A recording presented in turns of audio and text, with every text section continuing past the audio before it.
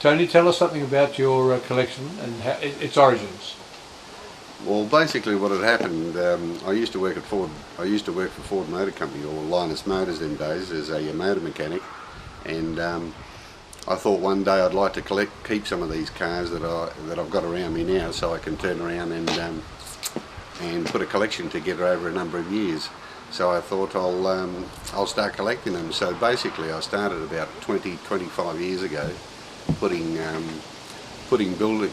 building together so I could start storing some cars. So as I came across a certain GT or a Fairlane or something that I thought was a bit rare or hard to find or a good quality one, I would turn around and try and acquire it. And it's taken me basically 20 to 25 years to get to the stage where we're at now.